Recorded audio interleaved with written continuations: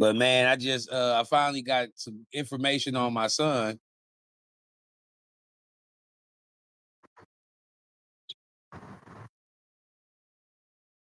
Nah, it ain't bad.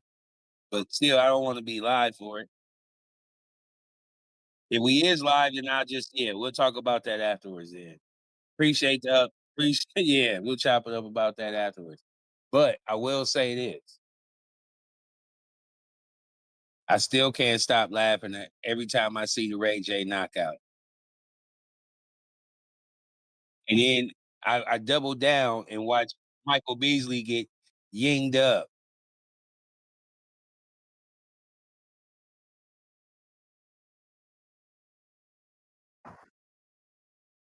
Whoa, Michael Beasley, he talks like he's had to serve a couple cats. Like he served a cat thinking it was his car, but it wasn't even his car.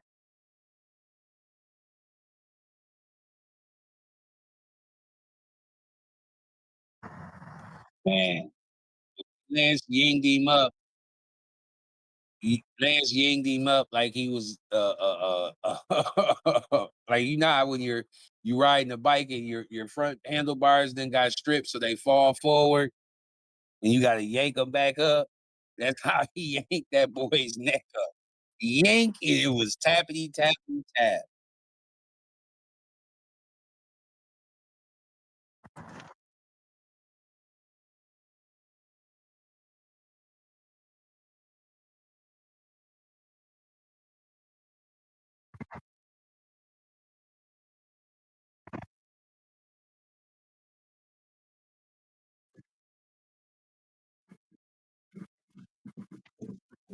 Yeah, yeah. First of all, if I know I'm finna be on and this is live on the internet, I'm gonna take it serious enough to understand that when I put in the chokehold, I have to put the meat hooks in with my legs. If you don't have your meat hooks, if you don't have the meat hooks in, you don't really have a good link to really put that twerk on a nigga on his neck to really get him to tappy tap. So Lance was able to get right up out of that, and then he did what Beasley should have did, which is yoked him up. You get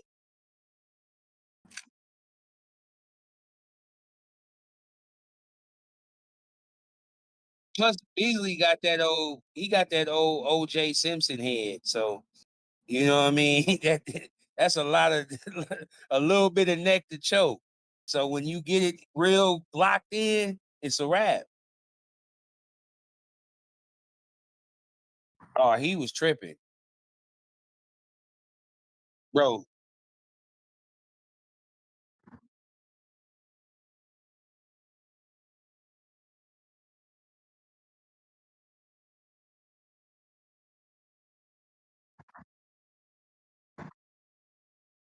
Bro, he this is what I'll say to this. Two things I gotta say to that. Bench mob say no to the Yola. That's number one. Number two, I don't know what in his right. Like I know he can't be that hard. I know Prince's Love is probably busting his head in the CPZ to the CS you did. I know she busting his head, but he can't be that hard up where he would actually think that he was finna go out there and the buddy wasn't finna. Had he not watched what Super Hot Fire has done to other people? Like this ain't his first rodeo at this. And he did it with boxing gloves. Now you ain't putting no boxing gloves on him. That left hand was coming, and everybody knew it. But Ray J. If you watch his fight that he fought just recently, he caught a dude with the same punch. He must be left handed or something because that's what he's rocking these boys with. And like I said, he rocked the boy with a boxing glove on. So Ray J, what makes you think he don't have the opportunity to do it? If you even if you paid and whatever y'all did on the low, it doesn't matter. You a man at the end of the day, you should have been smart enough to know this could go left. Let me be prepared for it. But you had your chin on pin, as we would say, is real north side, and that's what happened.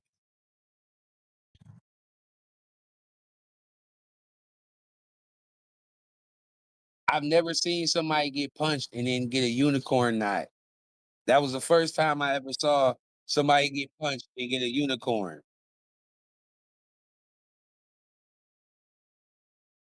Bro, he went to the hospital. He had a concussion.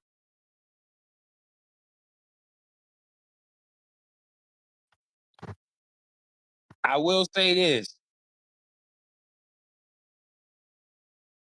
He showed a lot of heart by at least getting the ropes and getting himself together and getting up.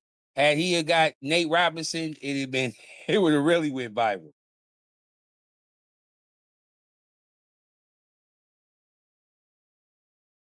He definitely lasted. Well, no, I don't think like did he last 2 rounds?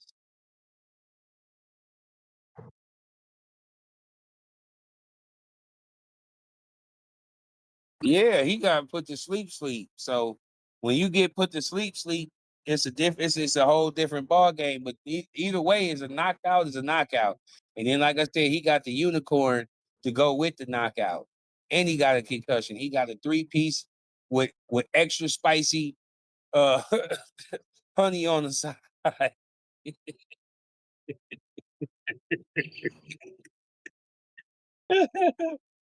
Man,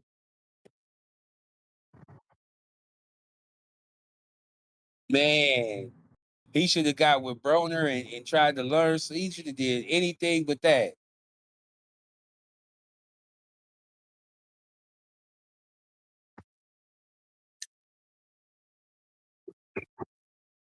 Oh, he was just screaming. Hey, it is what it is. You went Ray J, you went viral. That's what you've been trying to do ever since the sex tape. You got it in 2026 with getting the unicorn. Let's move on.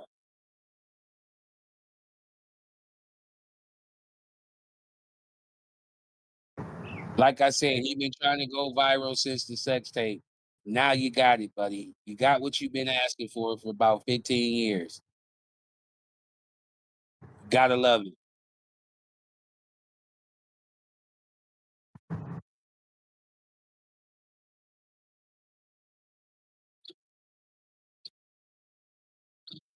Yes, sir.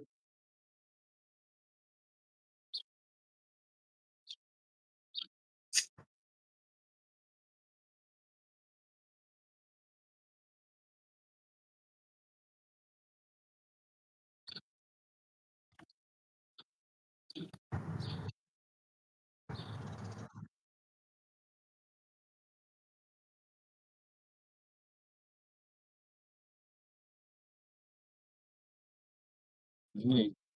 Yeah, definitely with some big moves.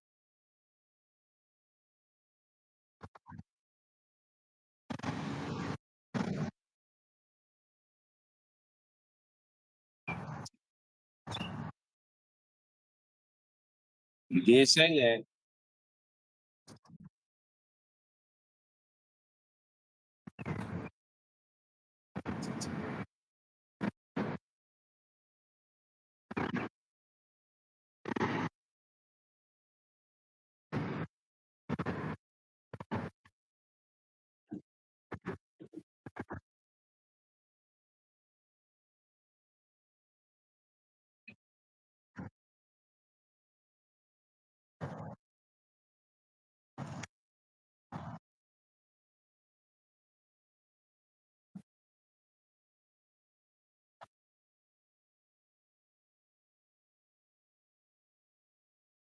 Well, I think it was something that needed to be highlighted. I wish it would have been highlighted sooner, but I think just like any business, it's all predicated. I think they got their hands in all of that because the storyline could have been the exact same last year, but it wasn't. And that's only because Wimby, like the league wants to go global. The NFL wants to go global. That's their goals as a business is to have teams overseas and have some type of championship where it's really a world championship because they had a league over there and the league over here and they players. That's the only thing I could see coming because it just seems like that's what they really want to work for. So with having Wimby in the finals or having an opportunity, that's a lot bigger of a media market as a business than having Anthony Edwards or some USA player. So it just seemed like nothing's changed from last year, but for some reason this year, it was a lot more eyeballs, and even the analysts that do the games was talking about it. And it's the same thing he did the last 3 years. Nothing's changed in this game. The only thing that's different this year is, like I said, Wemby being in the opportunity to get to the finals, and the injuries bug. Unfortunately, the basketball guys was not looking out on them, and they didn't get the health, because if they'd had a healthy Williams and a healthy Mitchell, I think that series might have been different. So, but we'll never know because it didn't happen.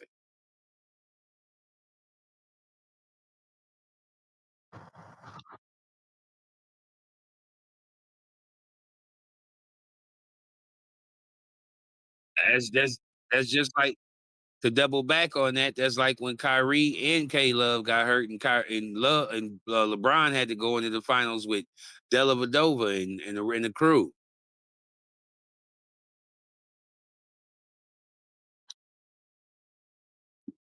Man, he damn near died in that series, man.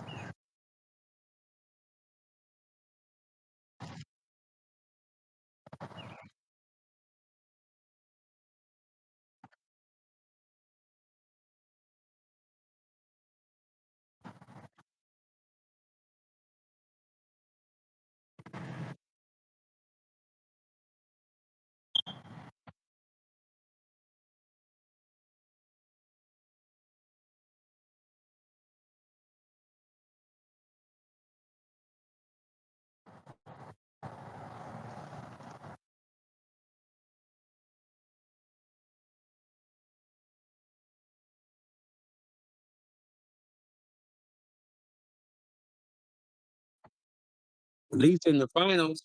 At least in the finals. At least in the finals, because Luca got to the finals.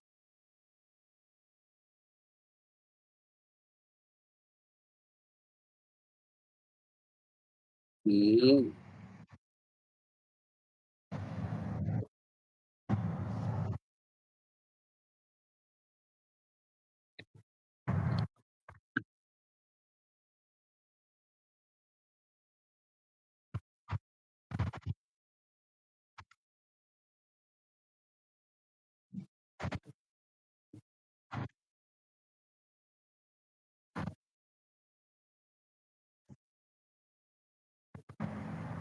Hometown.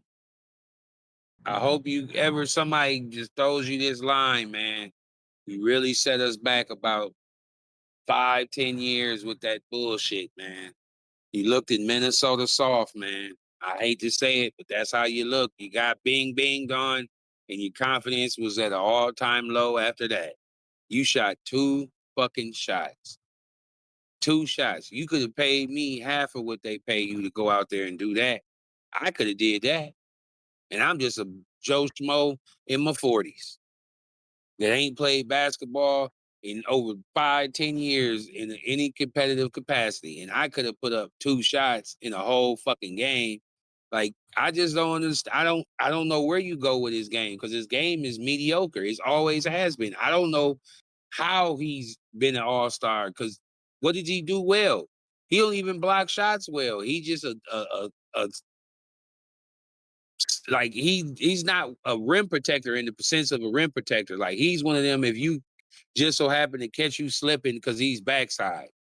No one's worried about Chet. They trying to dunk on that punk, man. Everybody in the league is. So I don't know where he goes from there. I know if I'm OKC, I'm trying to get his ass up out of here while the stove is still hot for his ass a little bit. because you have to. You have to. There's two things that say a lot to me, and it could be nothing, but it could be a lot. SGA, did you see what he got all his teammates for getting MVP the second year? He bought them all APs and he bought them Burberry coats. Did you see Chet's coat? Chet's coat was little diddle and it didn't fit him. And he said in an interview, because they was talking, he's like, "Yeah, Chet, we got to get yours together. We got to make sure we get you. We're gonna get two of them because we're gonna get you together." But everybody else's fit like a T. That's one sign to me that something ain't right. Like either y'all don't really, yeah. And then the number two thing is it's always hard to be the third fiddle on a team. Think about it. Chris Bosh, Kevin Love, when they were on teams when they weren't the third fiddle, they were all stars. They were putting up 20 and 10. When you're the third fiddle, it's like Jaden McDaniels for us. Like I said, you just don't really know what you got in a person because they don't really have the opportunity. And when he did, he didn't know what to do with it because he ain't had the opportunity to do that all year.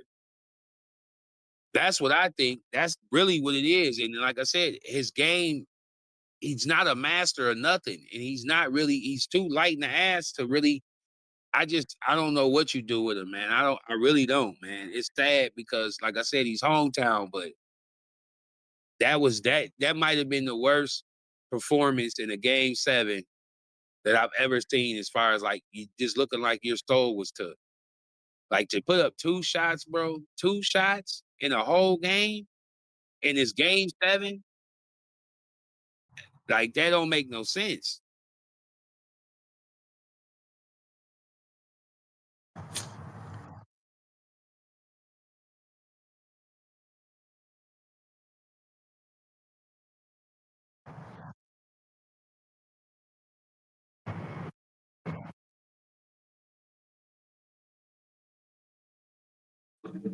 Mitchell,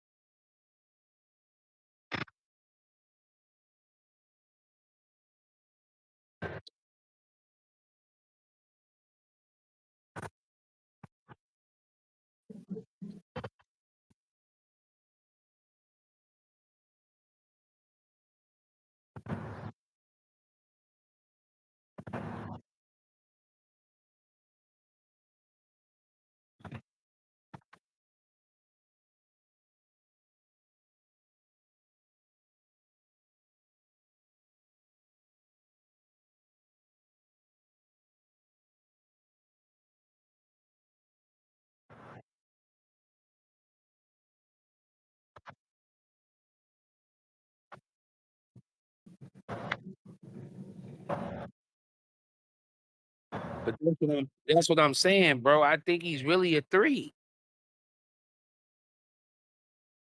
I think he's really a three, bro. I think he's a Kevin Durant. That's the problem. That's the problem. That's why I said it I don't know what you OKC has been able to hide him, and I don't understand what maybe they saw a lot of upside in him and figured, but that's the one pick that they missed on. Like he's really not that good, bro. Like that exposed it. Like really not that good. You're not aggressive. You don't have a 1-2 nothing. We don't know how your 15-footer ain't pure, your three ball ain't pure, and you don't have any inside packages. You don't have none of that. So like, what do you like? That's what I'm saying. Like offensively, what is he really bringing to the table? He's a rim run lob threat. That's a tweeter.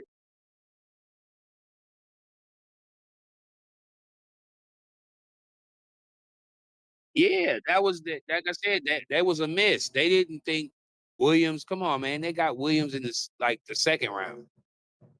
You know what I mean? Like they didn't think he would be as cold as he is. They got him thinking, like you said, Chet was the lottery pick. Chet was the one who they thought they was gonna be able to team with SGA and really get busy and he'd average 25 and 5 and 2. But that's not his game. I don't know if it could ever be his game, but we'll see. We shall see.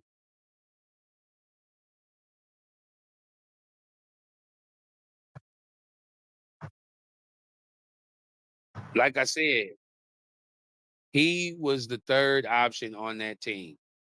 He was the third option last year. He was the third option this year. He even when dude was out, he wasn't really the second option. They went to Mitchell.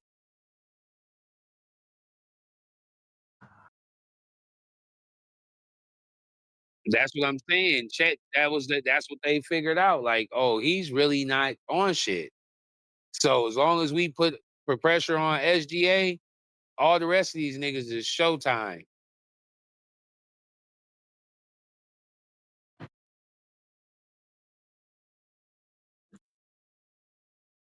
Oh yeah, you package up Chet and some of them first round picks because they got about 1,000 of them, and you go try to go get Giannis. You go big game hunting. You're in the West. You're in the West. You got to go big game hunting. You got to go for the gusto. You know, you know.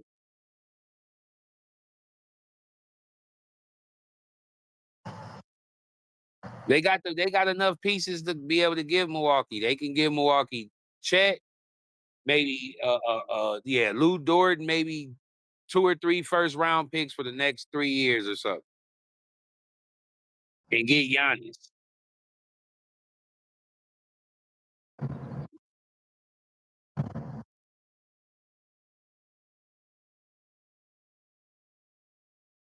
Right. You might as well team up Giannis. Now you got somebody who runs the floor, plays defense, and is not fucking scared of Wemby.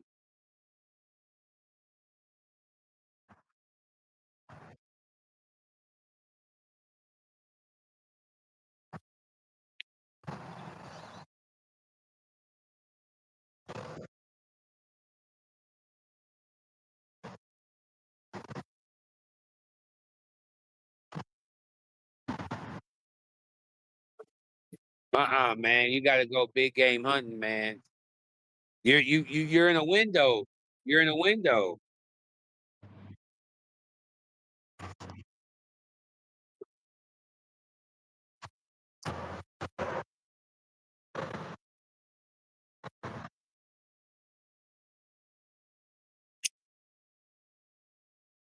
You send his ass to the east. He'll be happy. He'll be close to home.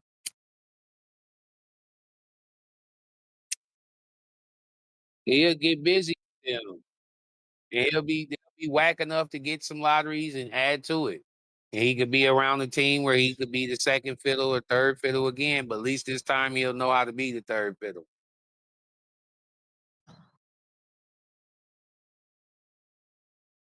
Very true. Mhm. Yeah, it is. Mm-hmm.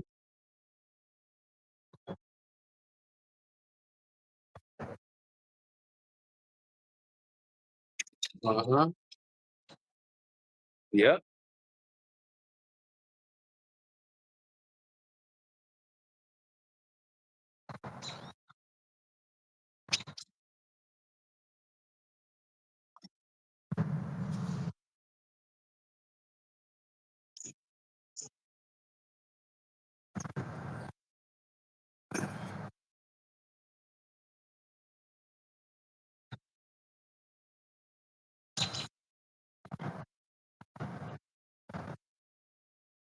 You know, look, I think they're gonna do what I would do.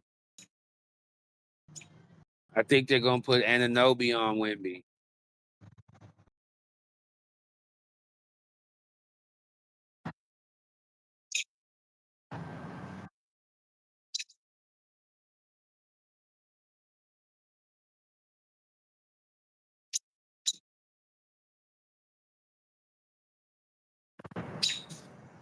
Man, it's tough to say right now, man. I gotta see game one to really give you a real answer, but without seeing anything and just off of my gut,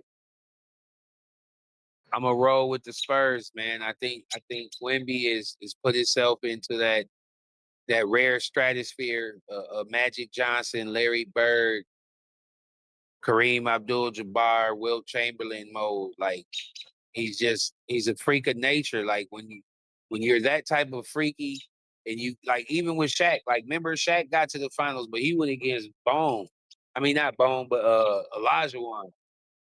So there ain't no Elijah one on the other side. Yeah, Carl Anthony Towns could get busy, but I don't think he's gonna be able to get busy like that. But you never know, man. You just like I said, if they could put OG on him and OG could really guard him and really affect him, which I think he can, I don't. It's gonna be tough on them because outside of Wemby, they don't really have anyone that really fit you fear.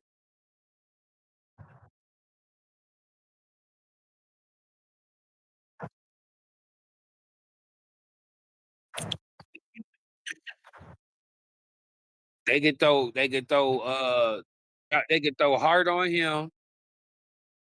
They could throw Bronson on Fox. They could cancel each other out. Neither one of them really are known for defense. And then, like I said, you throw Ananobi on fucking Wimby, and now Cat's guarding motherfucking a guard. He's guarding like Harper Jr. or Vessel or something. That's if they get to running them off picks and shit.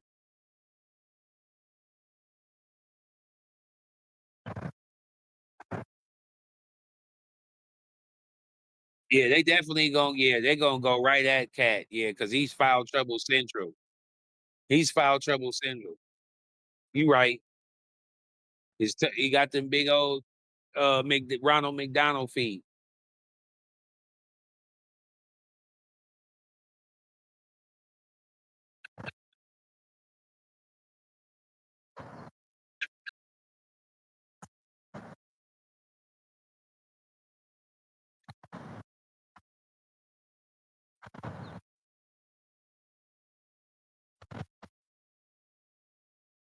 Yep.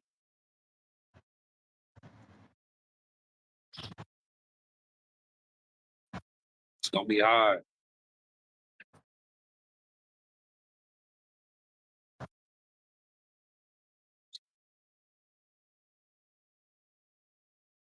Yep. You gonna throw Bridges on him. You gonna throw Ananobi, OG on him. You gonna throw a little bit of Cat. You gonna throw Mitchell on him. You gonna throw the kitchen sink at him. Mike Brown gonna have to. He's gonna have to. But we'll see, man. I can't wait to see it. It's gonna be much watch TV. It's probably gonna be the most most watched finals in like the last 20 years.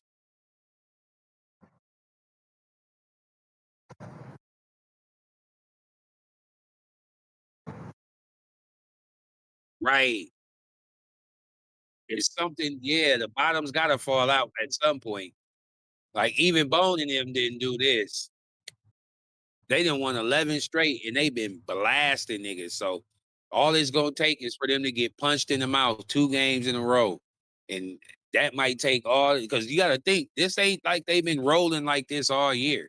They didn't had turmoil and niggas had to have motherfucking players only meetings and shit. So and then as a Nick fan, I'm sure they know this is exactly how you get let down. Oh, we know this is how you get let. You get your hypes up. Y'all was dancing in the streets, and just because you made the finals, that's when it's a recipe for humble pie, bro. It's a recipe for humble pie,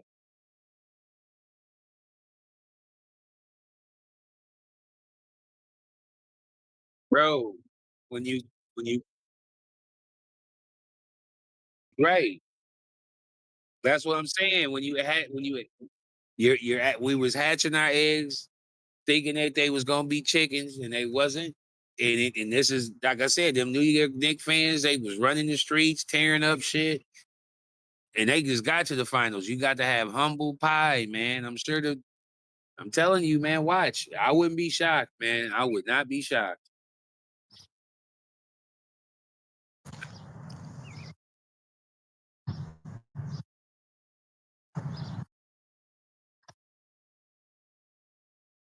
Nah, man, it's gonna be Brunson's gotta have a out of body MVP series. Like if the Knicks win, it's because he was the MVP. And he showed he's really that dog that can really take it over the top. That would really change a lot. That would put him in a lot of different perspectives in my eyes. Like I never thought he was a superstar, but now I'm starting to look at him as a superstar. And if he did that, he'd be undeniably a superstar. But with that being said, that's a tough task because I know they're gonna throw Castle, they're gonna throw Vassal, Vessel, they're gonna throw that young bull that they got, the Bryant. He's gonna get everybody, they're gonna do the SGA treatment on him. It's the perfect opportunity to do it. Pat is gonna have to beat us. He's gonna have to show us he can stay out of foul trouble and give us 30.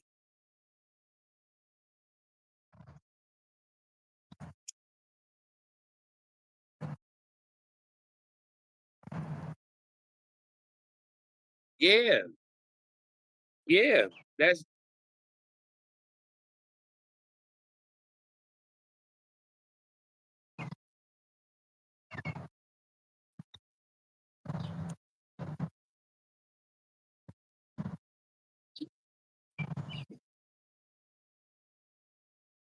Tragic Johnson.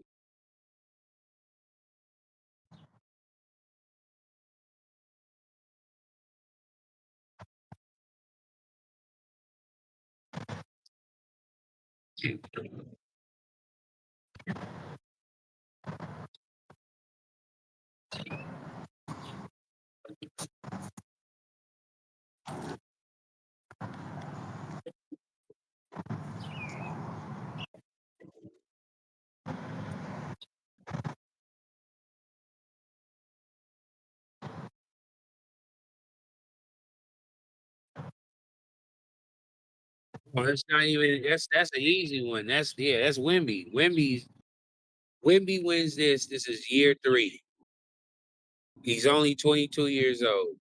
He's the second youngest in NBA history to even get to the final. Already be he would already who's the youngest? I think it's Magic.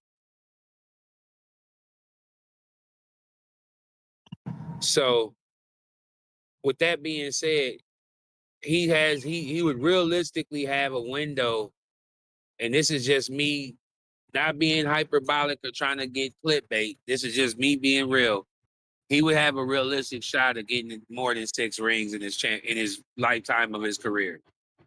He would realistically have a chance to get more than 6 rings. Not saying he'd win 6 straight, but he would have an opportunity because he'd only be 5 away, and he's only in year 3. He's not even. He's not even. He's still 5 years away from his prime.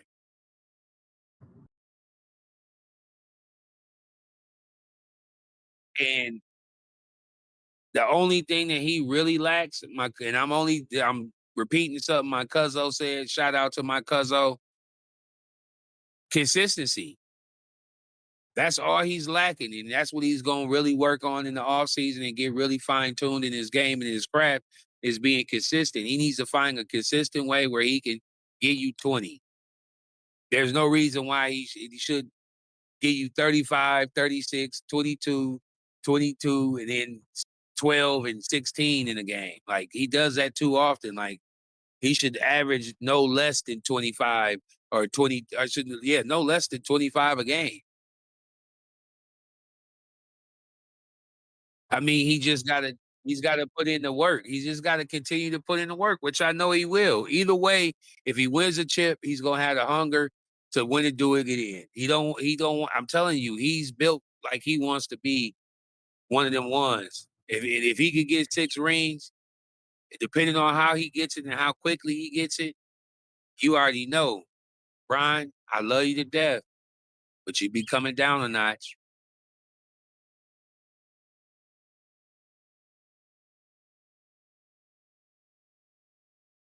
No, no, not at all. No, no, just because of it doesn't matter. His game is different, and the game will be is so global.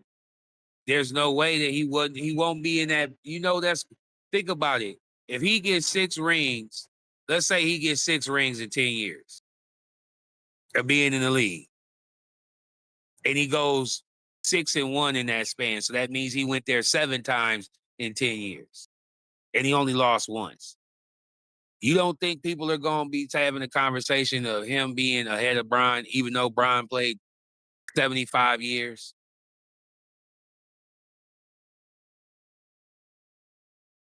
That will. You know why it will? You can't. The reason why Michael Jordan and Wilt Chamberlain and Kareem Abdul-Jabbar are such goats is because even though they're human like us, there's no one on the planet Earth that's ever been able to replicate anything they've been able to do. That's what Victor Wembanyama is putting on display for us right now. We've never seen this type of stuff, bro. We've been watching basketball for 30 years. We've never seen a 7'5" nigga pull up from half court, butter pecan. We've never seen that same dude go down in yin yang. We've never seen that same dude get 11 or 12 blocks in a NBA game. That's something you see in middle school.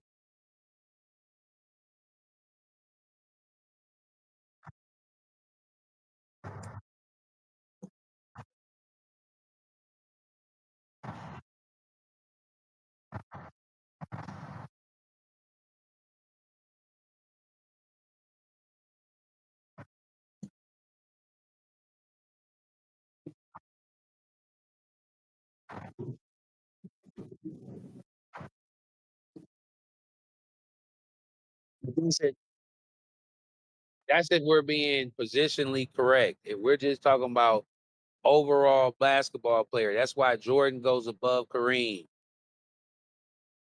We don't ever say Kareem's the best player in the NBA, even though he's got a lot of accolades and more championships, I believe, than Jordan, or just as many. I can't really remember how many Kareem has, but nonetheless, I just think with Victor's, like I said, if he wins 6 in 10 years, bro, that's tough to say.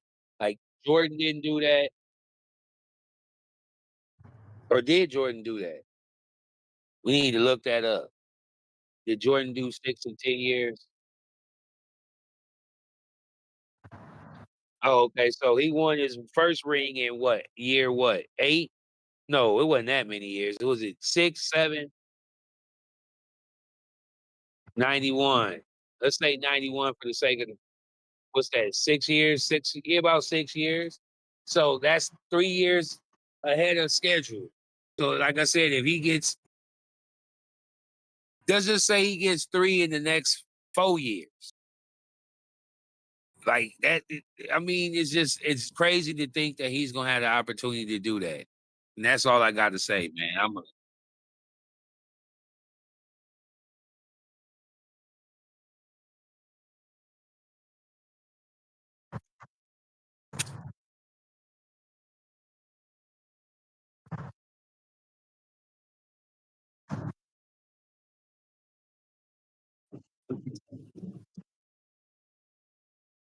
Straight, man. Exactly. You he win this year and next year, lose the year after, then win the next two. Come on, man, cut it out.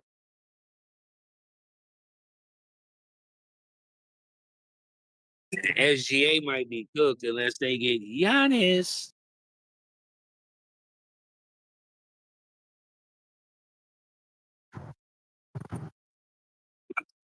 I mean, Giannis is 35, man.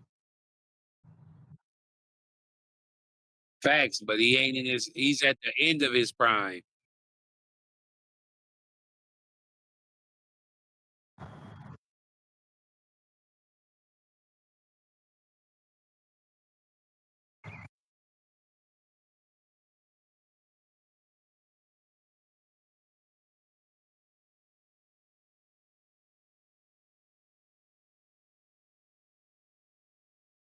Right, right, right. Facts.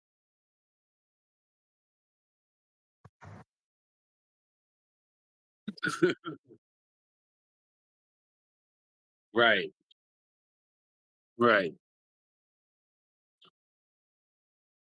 Uh-huh. Mhm.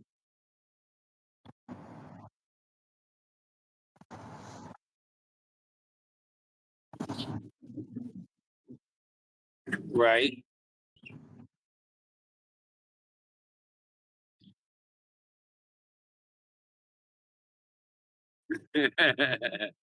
Right. I could dig it.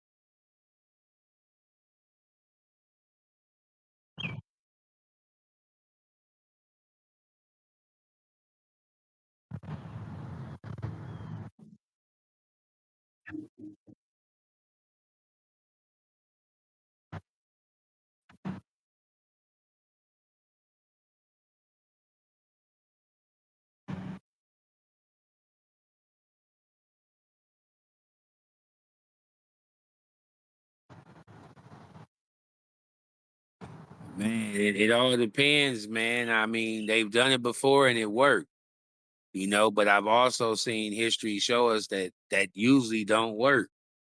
And unfortunately, Miles Garrett has played a lot of meaningless football. So I don't know how he's going to be able to react or be able to be all season long on a winning team or playing in the winning situation, you know, getting that type going against that type of competition on a week to week basis because their schedule is going to be top notch. I believe they were second in their division, so they're going to have a second place division against whoever they play. So I don't know, man. I think on paper it looks amazing. It looks like, they have an opportunity. But like I said, we've seen this before outside of Dion. There really ain't been too many free agents where you get them in the next year, that same year you get them, you win a Super Bowl. So, and Matthew Stafford ain't getting any younger. So we'll see, man. I think they might have just be doubling down on a gamble just a little too long.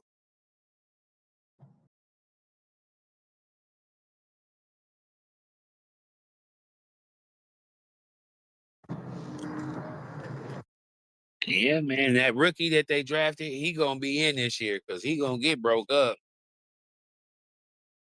You heard it here first, bench mob.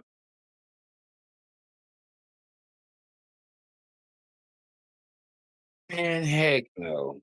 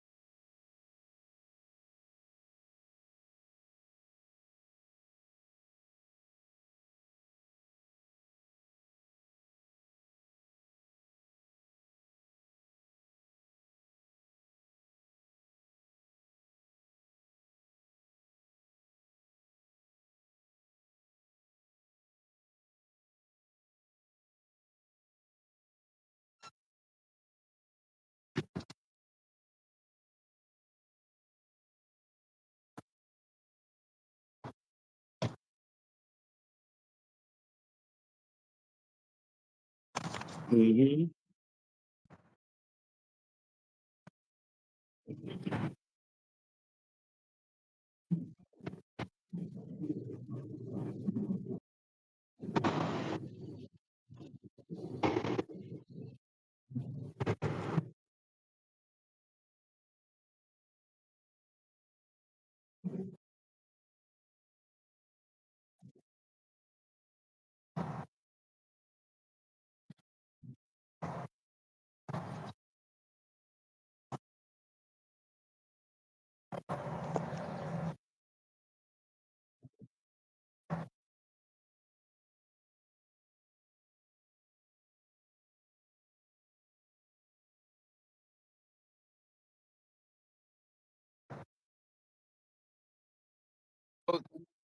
This is what it is, bro.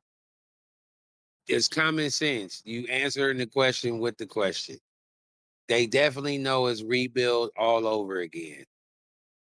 They got a new coach. They need to figure out who their quarterback is going to be. That definitely ain't going to be Deshaun Watson. He's just going to get the nod because they're trying to see if they can at least get something for him. And they're going to be in the sweepstakes for a draft pick, a quarterback next year.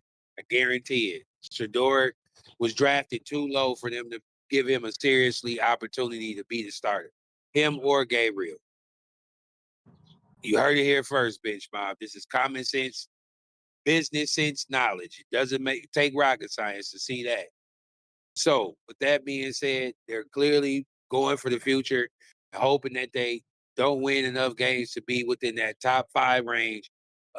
There's going to be at least four quarterbacks, maybe five, that are caliber of being franchise quarterbacks in this next coming draft this coming year. So it made perfect sense. Why not? Why try to have to deal with this and have to deal with that during the season when you could just get this done in the off season and get some picks and build for 2027, 2028 and 2029.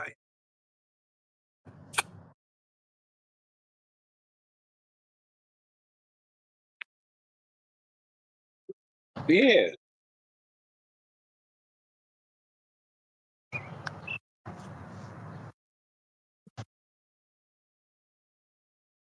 Yeah, they got somebody in the draft I like. They got somebody in the draft I like, and they've steadily gotten a little bit more uh younger and with some dog in them at receivers. So they got some decent receivers. They just at the end of the day, it's the Browns, man. I mean, what can we say? Like, what do you?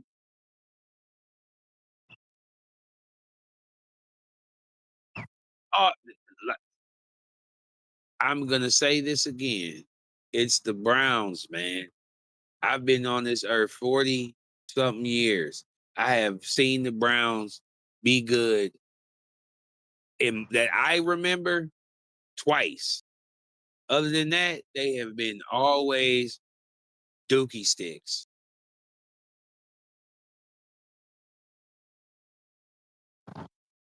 They had Baker Mayfield. They made the playoffs. They made a little baby run. And they got beat by KC.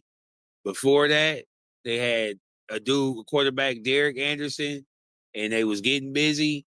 And team didn't do much of nothing either. And then before that, it was way back in the early '80s. So it's been a lot of mediocrity and putridness.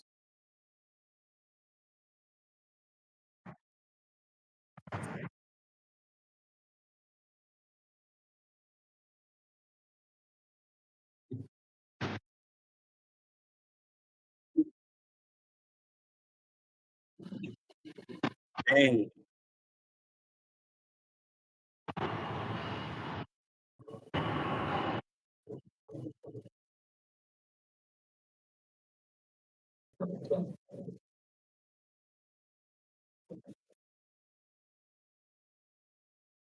man, the sad part is I don't know if Shador will ever really get a real opportunity.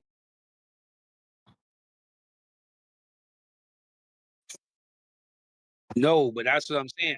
When I say opportunity, I don't mean just with the Browns. I don't think he's ever going to get a real opportunity in the NFL to be a starter. Oh, oh, oh,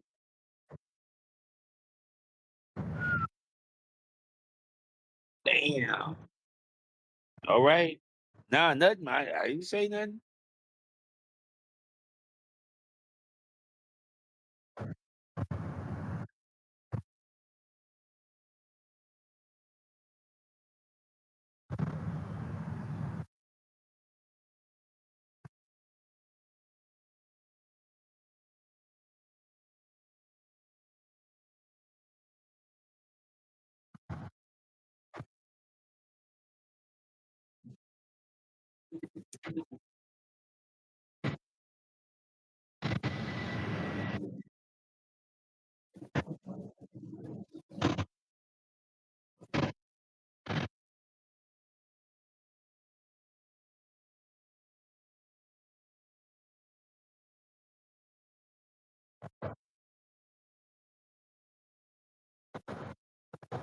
Yeah.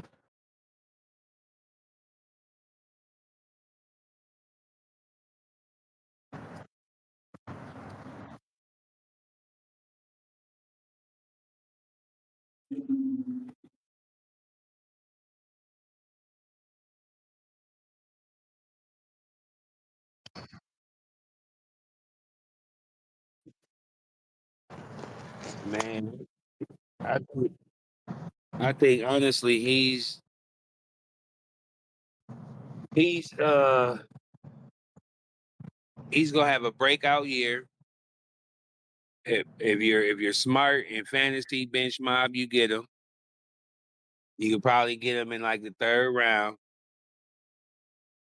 And the Patriots are gonna be good. They're not gonna be Super Bowl good. They're gonna have a chance they're gonna make the playoffs. They're gonna go on a little run, maybe win their first playoff game. But I don't see them overachieving like they did last year. I think Drake still is gonna need another year of thumping before he understands like to get him over. He might be a John Elway. Like he might not get back there again for a while because he didn't figured out how he needs to really play.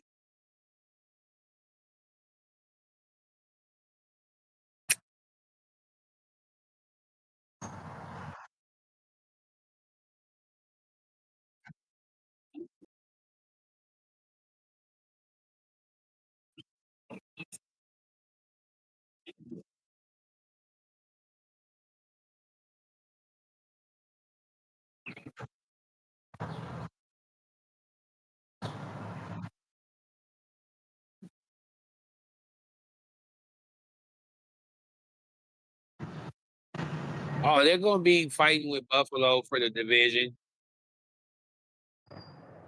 They're gonna fight with Buffalo for the division.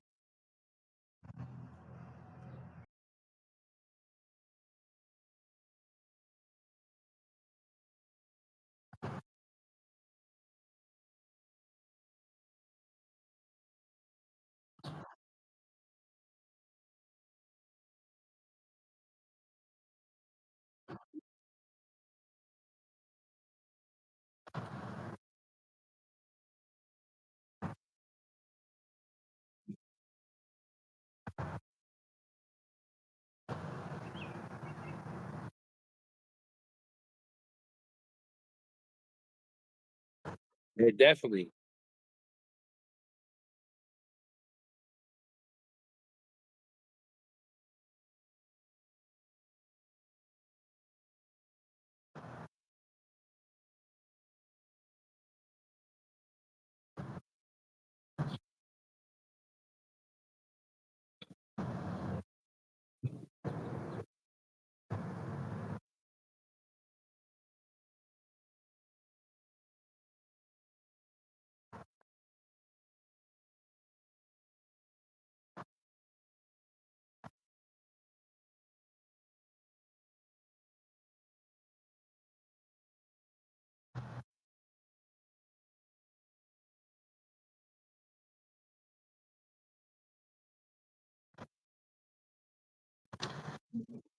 Well, you did drop a blooper.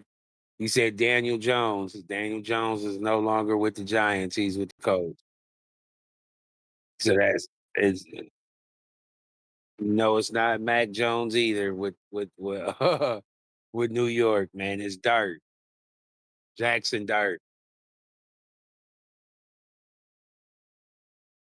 It's all good. But it's what you just said. You know, it is to put butts in the seats. It's a retirement play. He's gonna be able to do a little something. I don't think he'll have the production as like Steph Diggs did, but he's gonna have a little production. He might pop off periodically, maybe, possibly, but I don't know what he's got left in the tank. He's been out of the league for a year, and I just don't know what he's got left in the tank. Like I think it's more of like I said, just like with Adam Thielen. You know what I mean? You bring them back in. It's their last hurrah. They retire with the team that they started with.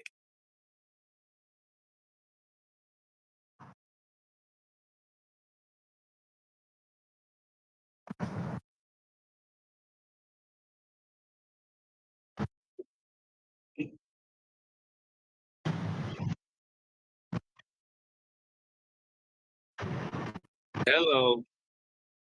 That was over 5 years ago.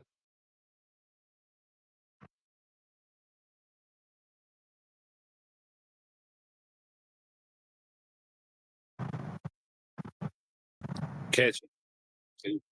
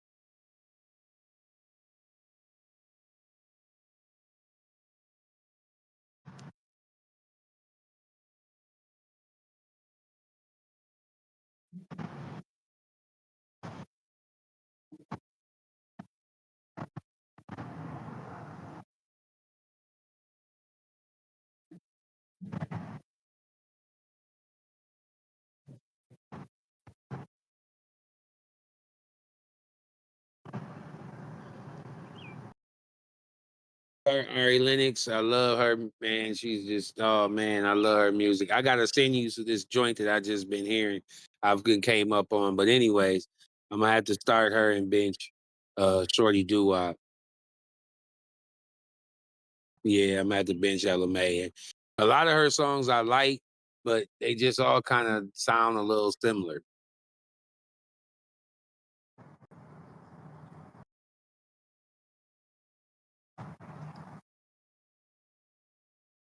Yeah, yeah. No matter what he's on. Yeah,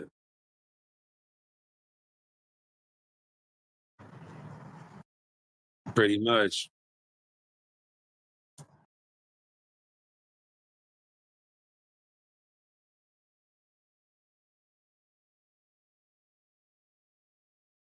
Uh,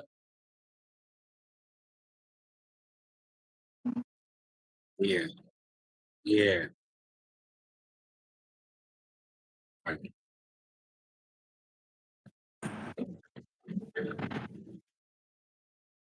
Around the way, right? Around the way, Shorty.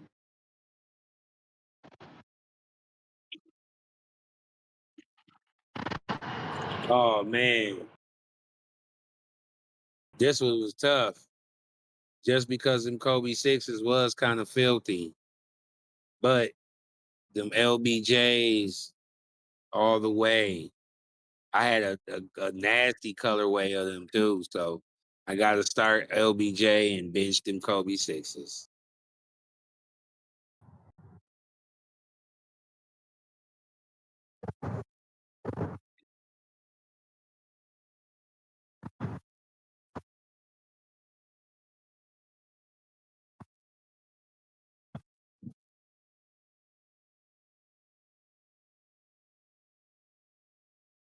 Mm.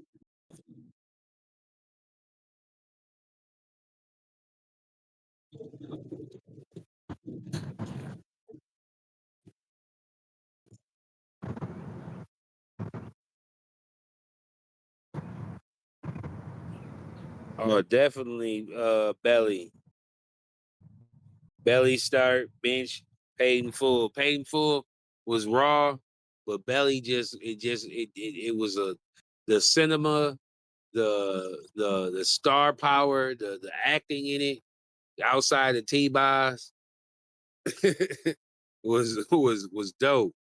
And Nas in certain joints, but yeah, it was dope, man. I gotta start Belly and bench paid in full.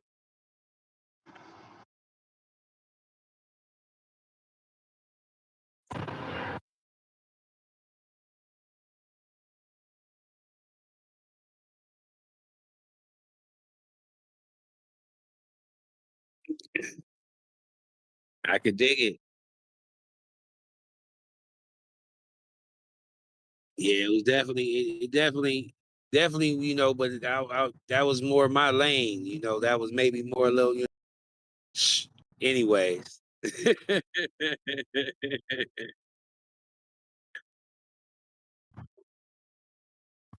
Oh man, so Booty Call definitely got to get to start, man. Just because that was a classic. Like I remember my OG let me rent that, and I watched it till I had to. That's just back when. So I'll let you know how old I am, bitch. Miles. This is when we was going getting actual DVDs from Blockbuster or something like that, or some little mom and pops, video rental place, and getting it for the weekend. So that just it brings that too much nostalgia. And Sprung was more of a like bootleg DVD type thing I came across and was rolling at it. It was funny too, but not on the level of Booty Call. So I got to start Booty Call and bench Sprung.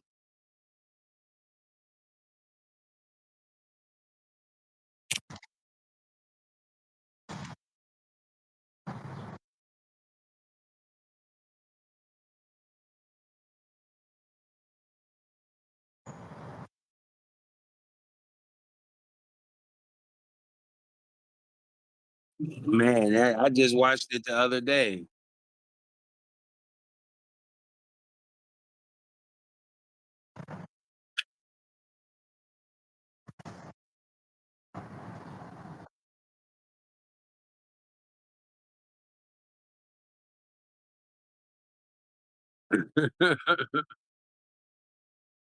Facts.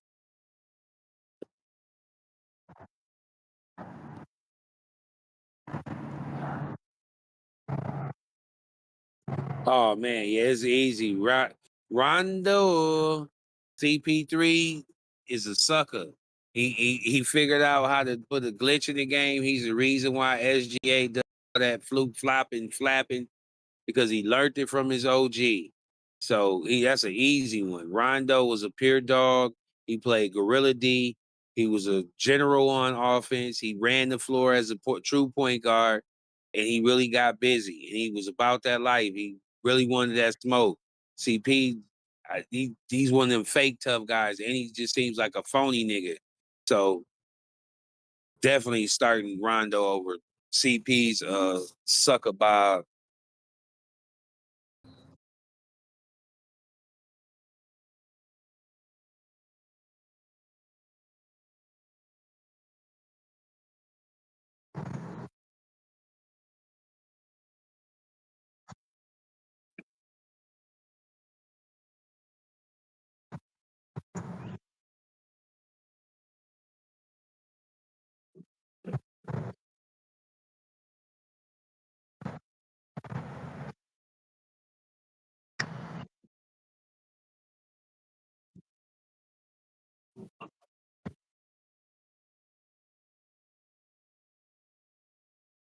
Oh, one with Brian and K Pillar.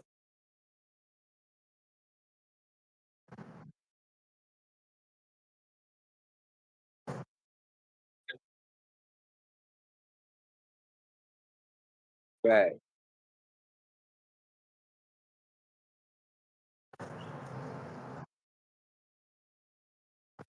Definitely regular water. I coconut water. If I do, I didn't know I was drinking it. It was in something that was put in a drink or something.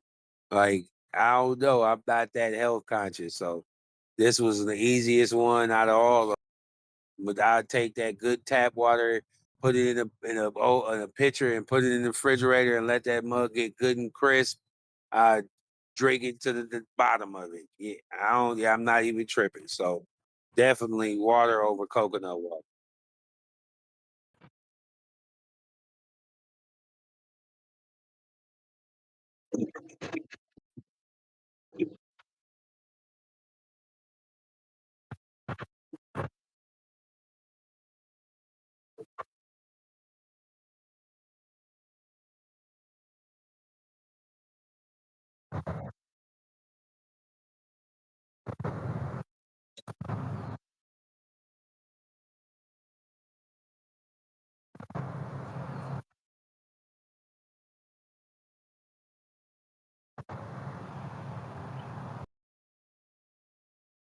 From like your OG. Oh man, from OG, man. When she say, uh, Well, it wouldn't be my OG. It'd be my OG's OG, my grandma. I rest in peace. She'd say, "Go get that switch." And I don't know if you know about that bench mob. That's from that old age when they used to make you had to go out there and go outside and pick a switch. It better not be no little bitty twig. It got to be something that could really bring the pain and has some elastic to it, so it ain't gonna snap, and she could just get real wicked for you. My rest in peace. My grandma used to get so wild on us, but she had two boys, so she ain't had no girls. So, and then her husband, her ex-husband, I should say, was a military dude. So she ran a tight ship. Like we lived in the projects, and like I tell you all the time, bro, the park was literally around the corner, less than 35 feet away from her front door. But the fact that she couldn't just look out her window and see the park, I couldn't go to the park. And I used to just get into shit. So she'd tear my ass up and she would say that, go get that switch. And it would be party time. She would whoop me real good and then put me in that tub. And I don't know if you've ever got whooped with a switch and then get in a tub or some hot water, hot soapy water. It, it, it- it's damn near quadruple the ass whooping. Cause now you got open wounds getting good soapy water in them, and you're like, ah. And then when you get out that tub, and you put your clothes, your pajamas on, and you get in that bed, brother, you go into a coma like sleep. I'm talking about you don't even dream. You just wake up, and it's the next day, and it's probably like mid morning. It ain't even early. It's probably about 9. You got whooped at 4, went to bed at 6, and woke up Saturday morning at 9 o'clock.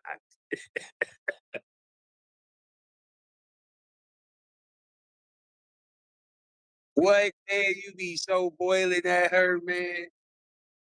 Boiling. Then you wake up the next day, sorry to the mother. I'm sorry, mama. I I apologize.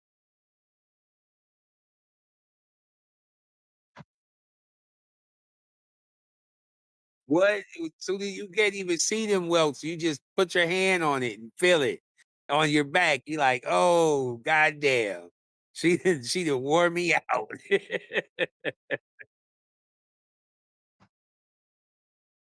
Man, what?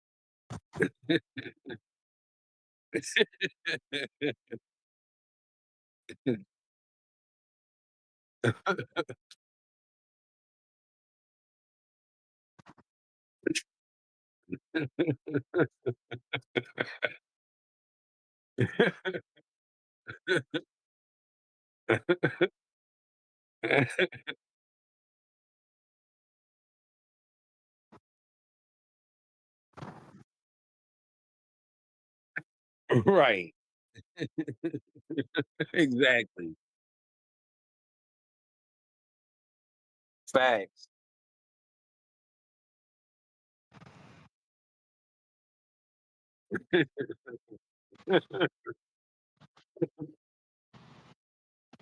I'll take your phone.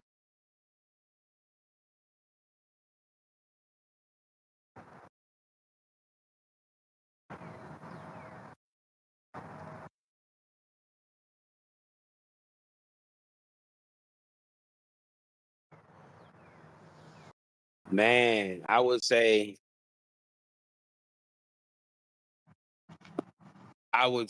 with mistake that I made that became my greatest teacher is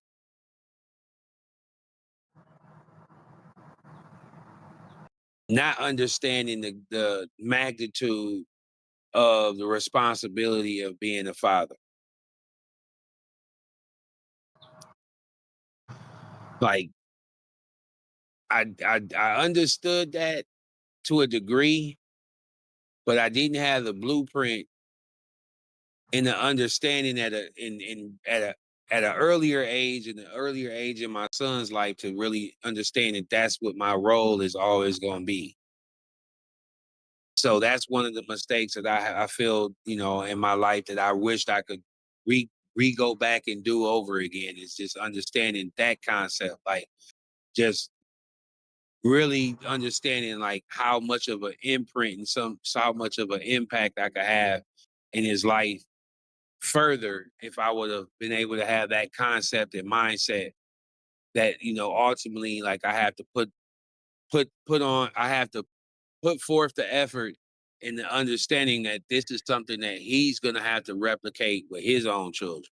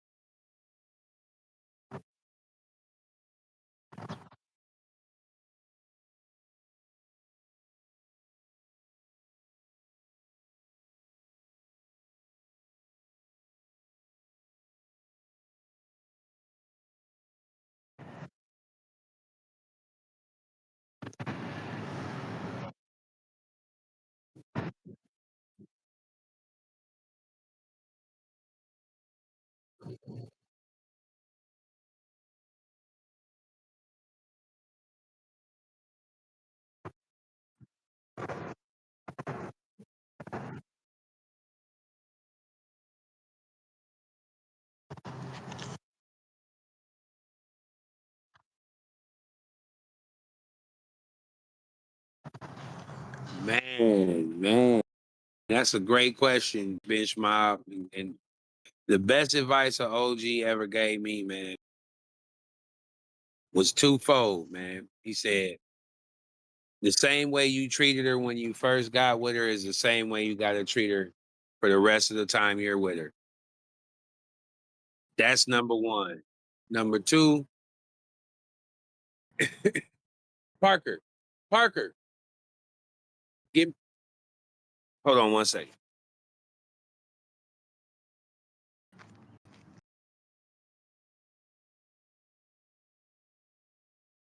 Yeah, you got it. Yep.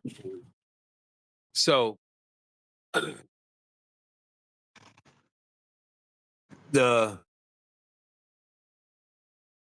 second thing he told me was, whenever you're dealing with a relationship with someone and you're in a relationship for longer than 5 years, let's say 5, 10 years, he said, as a man, you have to understand that it's always going to come to a point to where you're going to be doing more and getting less. And you got to be okay with that. And that's in regards to your family. He said, like, because if you got kids, especially, like, you're going to take the back burner to them. You're going to take the back burner to your wife. So you have to take the fulfillment and the gratification in providing and doing and making sure they're happy and straight. Rest in peace, my uncle. My uncle, excuse me, my uncle Ray and my uncle Alan and my other uncle, man, they all told me this the exact same thing. Like that's the one thing that you got to focus on if you're in a relationship and you really want to be with a woman and you really love her, is that you got to treat her the same way you treated her when you got her. And you got to understand as a man in a relationship and having a family, you got to be comfortable and take the fulfillment and your family being happy more than you're going to get the gratification of them always praising you.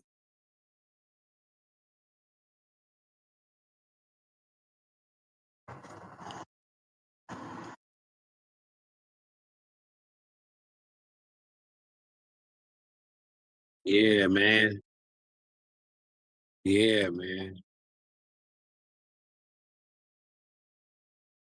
R.I.P. man. Rest in peace, man. Legends, man. Legends.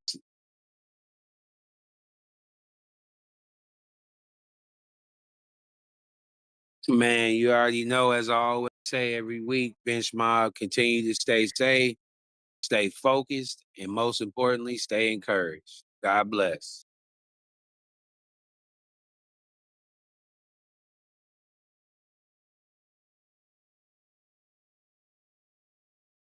Yes, sir.